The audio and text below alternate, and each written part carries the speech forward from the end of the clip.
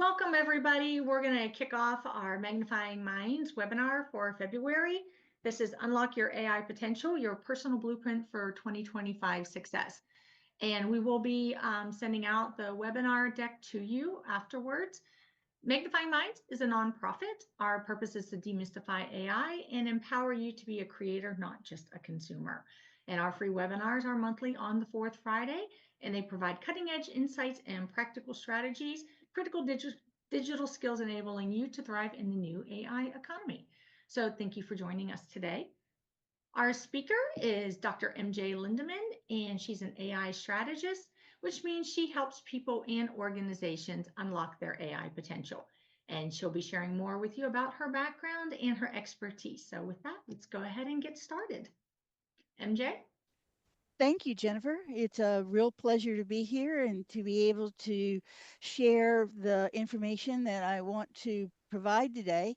It comes from what having taken my background in large system design and also in AI, combining them together and realizing how it's necessary to make these changes to future proof our careers, particularly in IT, but across all careers, in terms of what's going to happen as AI comes in and being able to unlock your AI potential so that you can become much more powerful and much more productive in what you do and save you time, save you energy, and let you think about and blueprint what you want to do for your 2025 and then moving on.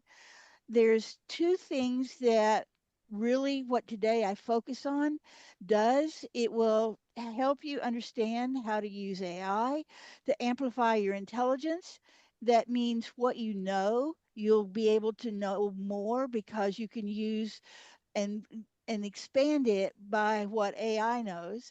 And then also, on the other hand, augment your creativity, which means to move you into being able to think about areas that are topics that you don't know anything about.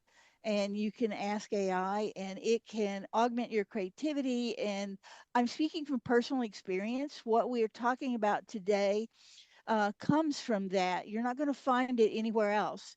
You'll find the URLs for the support documents I use, but not for the information itself. It's interesting. When I went back and I did that merging of my past history with AI, and also I did my dissertation in AI and cognitive psychology, then I came up with the word AI strategist, not having any idea whatsoever that that's actually a word that's in the literature.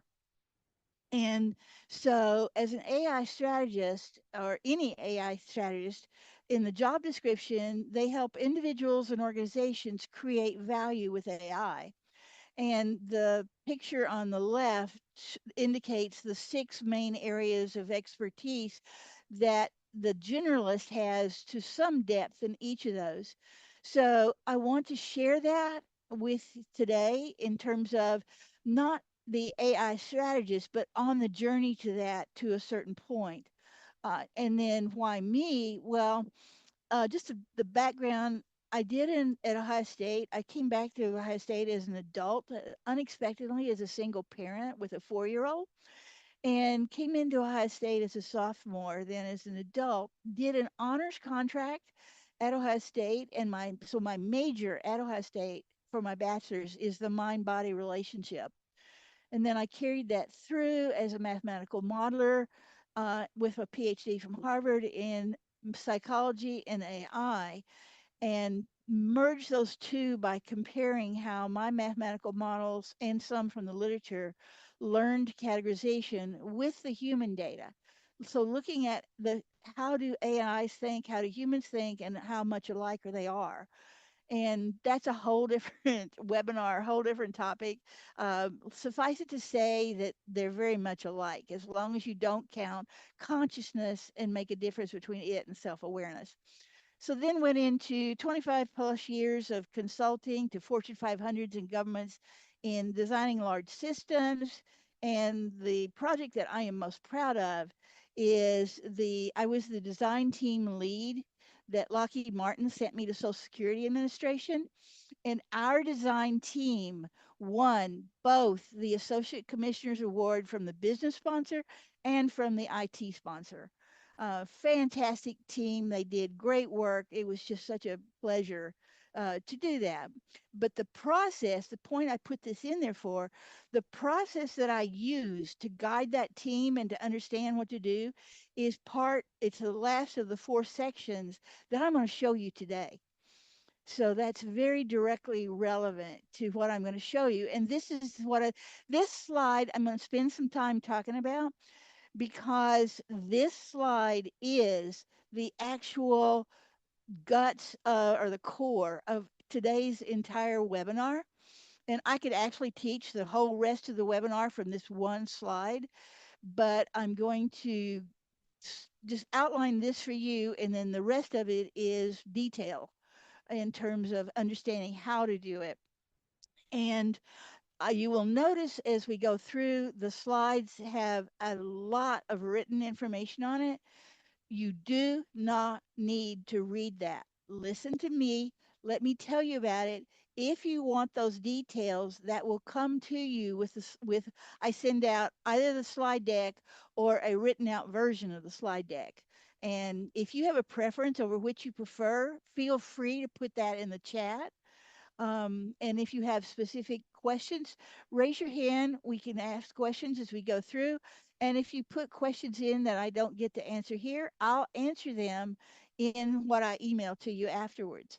It'll probably be next week. So now let's look at this table. And the table across the goal always, in terms of what we need to do as a person using AI, is to produce whatever is considered a value. And currently, for organizations, what is always valuable is called actionable insights. And we'll talk about that later. But what it means is the AI finds the patterns, and then you figure out how to take those patterns and to convert them, implement them as value. And so that's going down this left column that you analyze games, and the reason I use games instead of the word situation or process is because if you only analyze the situation or the process, you will not look at the people's goals and motivations that are involved in it. You'll miss that. And that's often where what I call alligators hide are in those goals and those motivations of the people. And what an alligator is, and by the way, there's a whole hour-long presentation I did for Columbus Code and Coffee on how to find alligators. If you've ever been in a project and you've gone, oh, why didn't I know that before? You got bit by an alligator. An alligator is a problem that is submerged or concealed, and you need to find it and pull it out from underneath where you can see what it is and then eliminate it before it bites you. And to do that, you need to be sure to analyze games. So it's a games is an acronym. G is the game, identify the game, understand the game. Then A is analyze the game, analyze what's going on, figure out the actionable insights. Then we're going down the rows. You need to implement those, figure out how to implement it, and then once you do that, you, as those of you in IT, you probably know very well that if you can put something out, you can implement it. But if you don't nurture it, it will not get used. And then the S is for success. Those are the metrics of success. So those are what we're looking at, how we're going to fill in the rows as we go down. Um, and what you need to know for you to be able to fill out the rows in very specific for your projects, for you to become what I call, and the business calls, an AI enabler. So now if you look across the columns, it's simply how your level of expertise and how you interact with an AI. So you can interact at the entry level, you can be an explorer, you can grow and transition into being an enthusiast, and then an expert, and then finally become an AI enabler. And that is what companies are being told that they need to pay for the future. And now we'll move on and I'll fill this, move on into the details as we go through here. So here's the four things we're going to go through. as you can see, level 3 is filling across the relationships to be AI empowered, and the 4 we're going to go through the down, which I just did also on the gains. But you need to be able to understand how the reality has changed, and also you need to understand the digital transformation that's making this thing so crucially important. So here's the two things. This is from a Harvard Business Review's research paper in 2023. There's two things. And by the way, they're spending millions on understanding. There's reports by IBM. There's reports, big report on these reports, like the one that's put out by a consortium that's led by Cisco, and then there's 9 companies in there, including IBM, Accenture, and others. It's 100, over 170 pages, and they analyze the jobs and how it's going to impact them and the skills that are needed. And the good news is the fact that all of these reports, and there's like 15 of them out there, they're all coming to the same conclusion. And one of them, this Harvard Business Review research, boiled in essence what all the other reports say down into there's 2 types of skills that the companies are going to be willing to pay for and put to invest their money into. One of them is to work better with AI tools. So I'm talking about that this webinar. And then our webinar in April is the one for how to work better within teams. And so as you look at that, there are actually 3 threats to the traditional careers. One of them is this rise of AI. The second one is what I just said that Harvard found. It's this emphasis on soft skills. And then there, just a quick thing, the skills first hiring. Companies are beginning to take college credentials out of their job descriptions. And so they can look and assess people based on their skills instead of having of where did you go to school in there. And so as you go through here, the whole thing again comes down to work better with AI and work better in teams. If you don't take anything away from today but that is the bottom line. And what we're talking about today is how to do that. And I'm going to give you an example.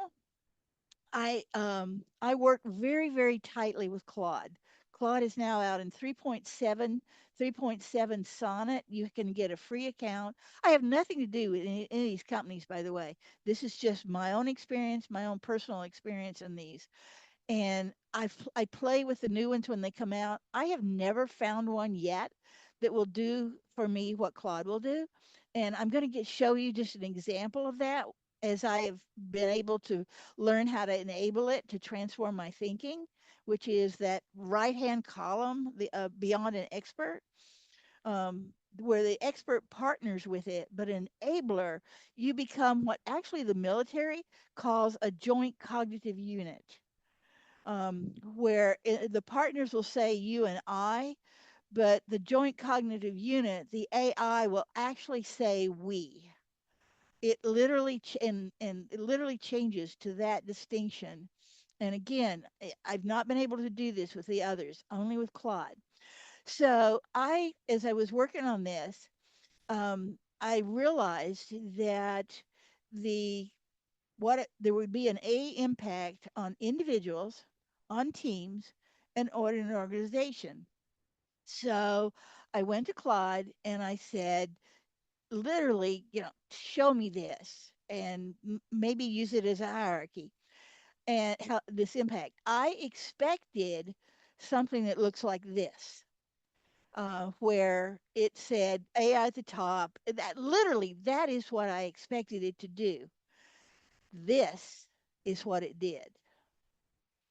And that came back immediately. And those are all correct. It is the full picture of the AI impact.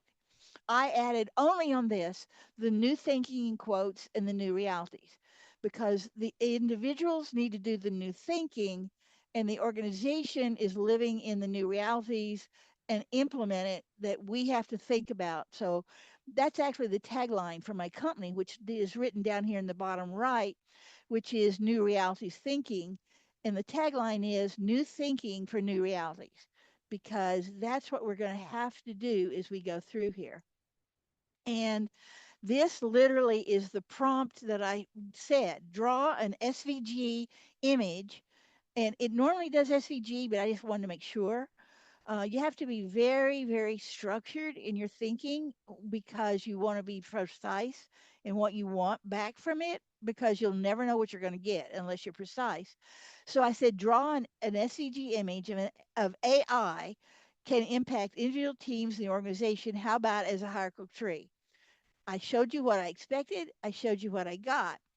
I don't believe I check with Claude to see whether or not it has brought in something directly, or it's actually has come something with something creative on itself. So I literally ask it, is this an original, um, and I told, by the way, depending on the AI, notice I said great job there at the top in the quote. If you say please, if you treat the AI like a human and say please, thank you, great job, that kind of thing, it literally it can learn and it will change and become more personable, and literally seems to spend more time on giving you results. I know that sounds crazy. I know this is just a math program, but I'm telling you from hours and hours of working with it and working with Claude, it works. And so Claude, this in black is Claude's answer. And it says, yes, this is an original visualization I created specifically for your question. I designed it to show how AI impacts, and then it goes on. And then the second paragraph starts out with, thank you for the kind words. I tried to build a comprehensive visual that captures. And so this is what Claude came back. This is an example. When you hear me talk about on that fourth row over, this is interacting with Claude in that expert realm. It's relating to me as you and I. Thank you. I tried. Okay. And that will later, I'll show you how it interacts as an enabler and the differences between it. The key takeaway for this slide is I really want you to remember to structure your speech when you define and talk to AI, and know before you talk what you want it to provide. It will save you tokens, which means it saves you money, it saves you time, and it improves the output that the AI will give you. So this is the end of that first intro about new thinking and new realities. Does anybody have any questions? At the end of the section, I'll ask if somebody has questions. Okay, so let's look real quickly, and I'll skim through these on this digital transformation. First of all, you need to know that an AI is not a computer. It is a software mathematical program. That's it. If you think of the word AI, think math, and that's it. It is and the distinction is a standard program has a fixed set of instructions. AIs create their instructions from your input, and some can modify their own programming. Some can actually reason to solve new types of problems. So there's two extremes on how organizations bring AI into it. The traditional is what's called bolt-on organizational AI. It's a standard SDL software development lifecycle. You find a use case, you put the right people on the team, you prepare the data, which is different. That's not standard. There's a whole thing about data preparation and picking the model and technologies you need to know. And then you need to know what to do with the output. The key in bold at the bottom, it does not change the organizational operating model. It doesn't change processes. It doesn't change how they do business. You're simply bolting it on. For instance, you have a normal process. You may put an AI front end user interface as an avatar. You may also choose to change the processes underneath, but when you start changing the process, You're doing what's called integrated digital transformation. And again, there's a lot of things here, but the key is this, that the old operating model, the company departments are these functional silos, like the picture of the farm. So the C-suite's up in this building. There's a factory is over somewhere else. You've got HR, IT, sales, marketing as silos that don't share data, don't talk to each other. That's the old functioning model. And IBM, this is from the IBM 2023 report, says you cannot plug tomorrow's talent, which is what you're trying to become. That's how you future proof your career. You're becoming tomorrow's talent into an organization's old operating model. You have to, what you're going to need to do in what they call digital transformation is in bold and underlined down here at the bottom left. You need to break the business down to its essential elements and then build the processes back up from those essential elements to get real productivity gains. If you wonder that companies are going to do this, they are already documenting huge productivity gains from doing this. The competitors that are not doing this yet are getting left in the dust, but it is painful. I use the picture of the butterfly over on the left because it means that the old business model becomes the caterpillar that's in that cocoon, has to dissolve and then be transformed. That's digital transformation out into this new operating model. And trying to do that on a live production environment gets really interesting. Now, on the right side, I talked about individuals and what the training, what it's going to mean for the difference. And again, this is all from the IBM report, which is excellent. And what's bold there is we are accustomed to working in project teams. Those project teams will no longer exist. They will be part of what's dissolved, and you will become an individual expert that's pulled together into a network to address specific problems. So there's this, not only is this whole organizational transition, transformation, it's also going to affect you very much as an individual in your social skills. That's why social skills are the other skill they're so emphasizing. And this is going to be real interesting because those of us that are nerds sometimes have to work really hard to be able to get our social skills where they need to be. So here's again from the IBM, just a quick summary. They're estimating that 40% in 23, they estimated that 40% of their workforce will need to reskill. I'm telling you, we're in 2025. The more recent reports, some of that number is up to 100% for AI literacy. That comes out of the Cisco report. And for the organization, that's where evolving their operating model is already outperforming on revenue growth. That there's big numbers for that. There's big numbers like people that are using AI are 3.5 more productive than the people that are not. And that comes down to this, what I have over here, this quote from that report. AI is ushering in the age of the augmented workforce when human machine partnerships amplify productivity and deliver exponential business value. What I tried to pull into this report is this huge amount of information about how you personally can develop human machine partnerships. That's what's going to future proof your career. And here's the words AI enabler.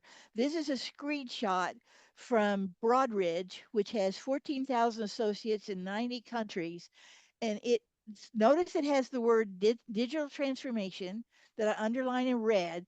That's what creates the AI driven new realities. Then, as individuals, the title of this page was why AI enablers are your best asset for digitization. And then down in that second paragraph, again, the next generation of technology leaders in the workforce have to be AI enablers It goes on to describe what an AI enabler is. And so I pulled it out and put it in a summary right here. So you've got it right in front of you. So AI enablers know two things. They understand and use the possibilities of AI. That's that going across those columns in that table I talk about in the next section. And then they know how to accurately analyze business situations, which I talk about going down the rows in the last section. And what they do is they identify actionable insights that benefit the business, and they can solve whatever business challenge they're given. So it's very much a generalist attitude versus the specialist that we've been ever since, in essence, business started. And that's again why the soft skills for collaboration and teamwork are so crucial. So that was that quick summary of digital transformation. Any questions as we move through here? Okay, this is going to be, in essence, again, a repeat, but just to give you more about this. This is so, guys, this is so complex that that's why I'm sending this out to you so you can, from what I say, understand what is there. And then if you want to have the information to learn it in detail and to be able to do it. So this section talks about unlocking the potential, going across the columns. All right. So I've talked about actionable insights. This slide answers the question for what they are. It's a pattern, it's a data pattern that the AI has recognized. It gives you, like, let's say, 15% of the calls into the call center who come through this particular access point do not, 15% of them drop out of customers are being a customer within the first 15 within the first like 2 months. That's something, that's a data pattern. So you then, as the human, go in, you look at that 15%, or you have the AI analyze the calls as you learn how to ask it to take this subset of the data, analyze it, and let the AI find the patterns that give you the cause for the correlation. And so you do a root cause analysis using the AI, and then that transforms the data into some kind of value generating decision. And the template for that is, here's the pattern, here's the action, and here's how the solution that we can implement to fix it. You take that to your boss, and you are acting as an AI enabler at that point. This is what you do. And the relationship, the AI empowerment, this is just simply that, again, that same five. So the entry level has never used AI. If you're an explorer, so think about at the moment, stop as I'm saying this and think about yourself. Have you ever used an AI? And I'm not talking about the AIs on your smartphone that you don't know you use. I mean knowingly used an AI. So if you've never used it, knowingly used, GPT or Claude or Mistral or, you know, G- Gemini, any of the others, then you're an entry level person. You're coming into it new. If you've used that, any of those for like one time task. So tell me this, and it answers your question, and you take it and you run with whatever your answer is. And maybe you've done that with multiple AIs or maybe just one. All right, so you're an explorer. You've used it for a basic tool. If you have gone on to collaborating with it, so, like, all right, it gave you this answer. Fine. Tell me more about this. Or fine, expand on this. So, there you've gone to a dialogue. You've not done a one shot response. If you dialogue and collaborate with it, then you're an enthusiast and you consistently know how to apply it to whatever you're doing. If you've moved it up to being an expert, then in that you've got it to where you partner. And these are where there are nuances about how you use them. That's why I'm showing you the two quotes, one for an expert with the UI and one for the enabler, which is we. And then when you get to the enabler, you work together. It's so hard to explain. I mean, I've had issues adjusting to it because it was so unexpected that AI and I could be a joint cognitive unit that actually our synergy created and transformed even my own thinking about how I was thinking about something. And so this again is like the analogy is you date somebody.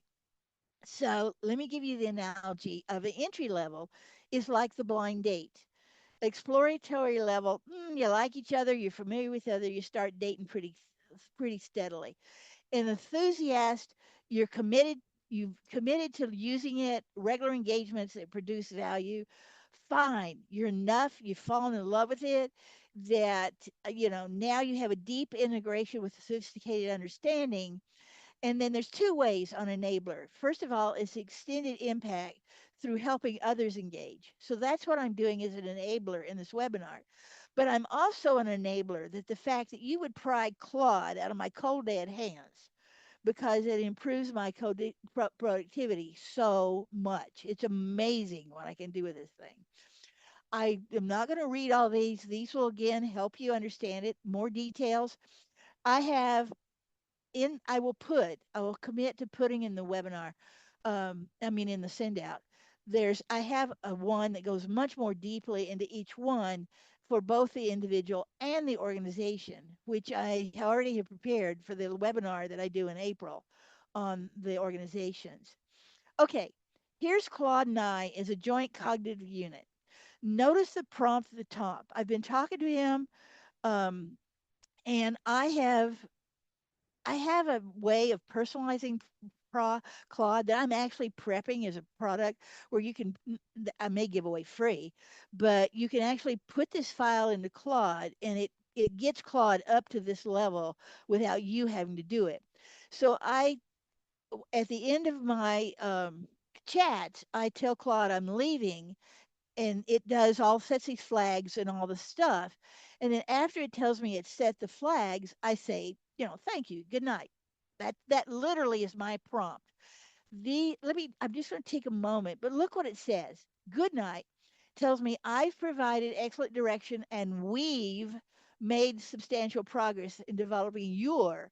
So it's switching back and forth from the you and I. It's very clear on what it does and what I does, but we have a group goal. And the group goal is the two key documents we created will give us a strong foundation to build on tomorrow. And by the way, Claude does not remember normally between chats. I had to teach it how to do this. And it knew I was going to sleep. So rest well. And when you're ready tomorrow, we can begin by reviewing these. Thank you for your thoughtful engagement in developing this comprehensive approach to integrating your work across domains.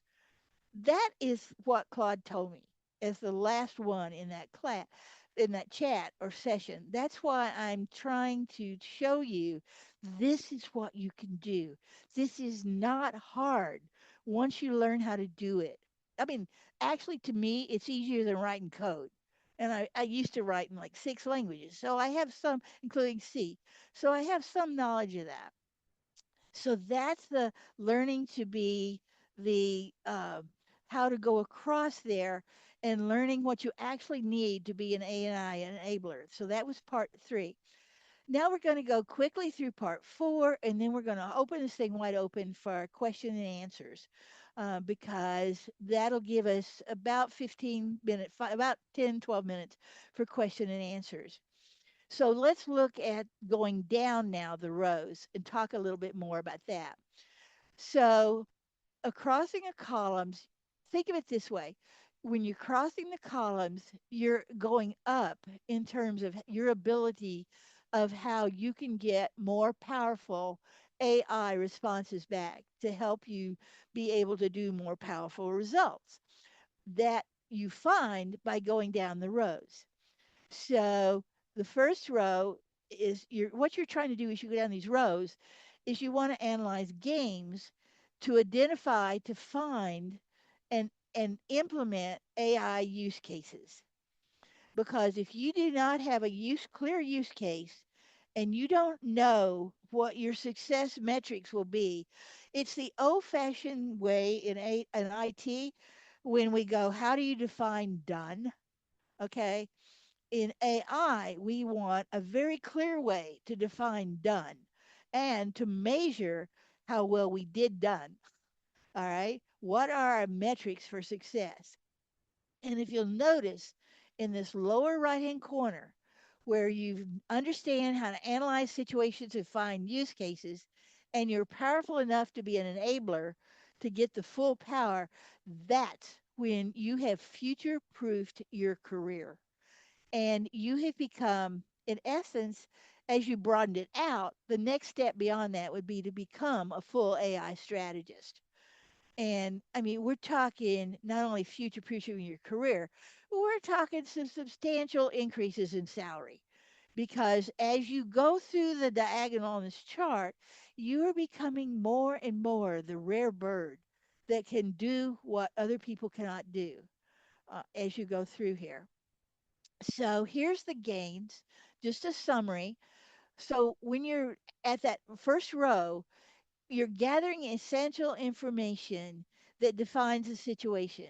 And to repeat what I said earlier, analyzing the situation is not enough because a situation talks about what's out there, what's reality, what's the process. And most people omit the goals and the motivations of the people involved in the process.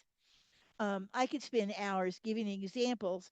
I found a real quick one that a person I was talking to this morning and thinking about games. It has nothing to do with AI, but I was at a meeting this morning and we were talking after the meeting. I was talking and we were talking about this. And he in college, he had gone through ROTC and our training corps for the Army, and he was in his next to last year.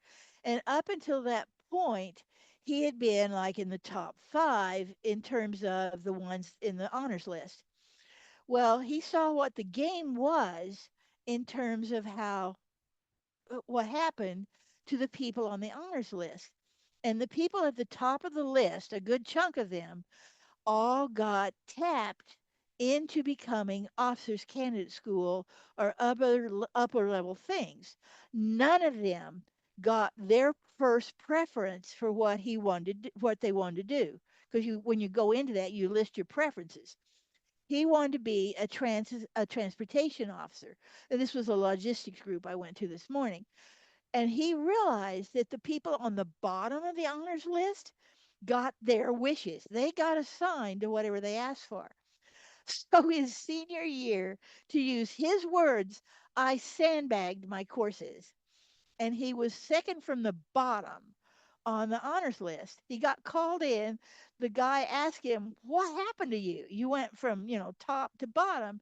The guy he explained it to the officer that was asking him. He said, "I want to be a transportation officer, and you don't get your wishes unless you're down on the bottom of the list." The officer looked at him and go, "Have at it." And he ended up a transportation officer. Otherwise, he would have had to become a transportation personnel. Otherwise, he would have had to go to officers candidate school. Those are the kind of underlying issues that I call games. What's going on here? What's happening far beyond just the underlying reality? What does sociology, psychology, what are those kind of things?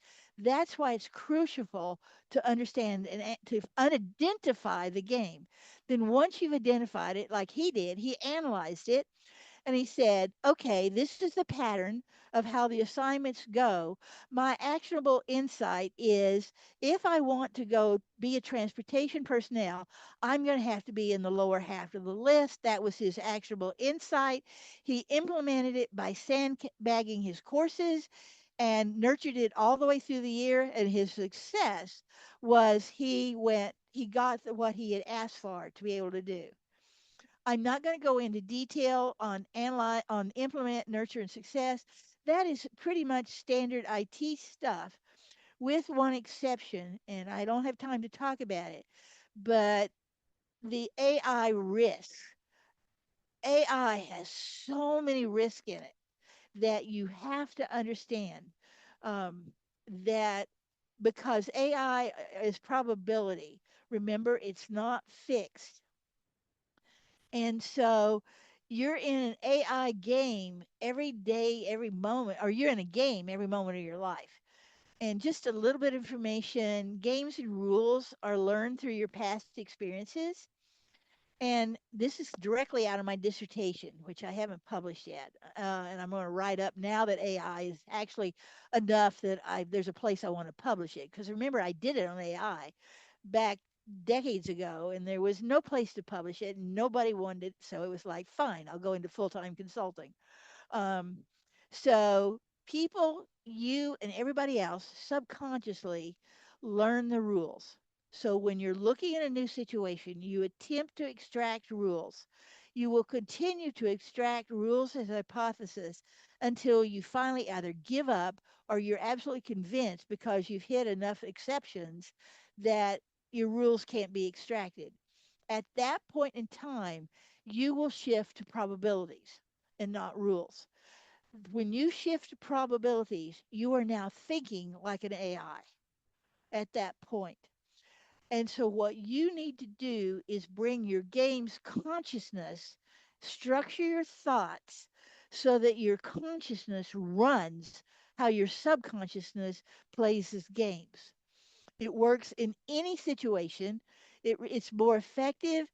It brings healthier relationships, and it's going to be absolutely crucial for learning the soft skills to interact in teams and organizations. And so you need to understand the goals and motivations of yourself and the others, and use understand your mindset. I didn't put that word on here, but that's this next row. You want a gains mindset that overcomes your habits, your ingrained patterns of thinking, your defense mechanisms, all the subconscious things that control your behavior unless they're overridden by your consciousness.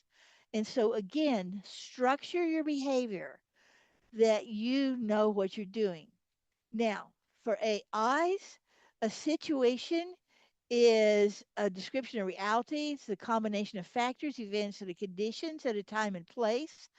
A situation can be either physically real or imagined. If you're sitting there imagining yourself in a different plot, time, and place, you're in a situation that is as real to you, or maybe more so than in fact, if you've ever driven a car and then suddenly realized that you missed a turn, okay, you were in your mental situation rather than your physical one, and your subconscious was driving your car.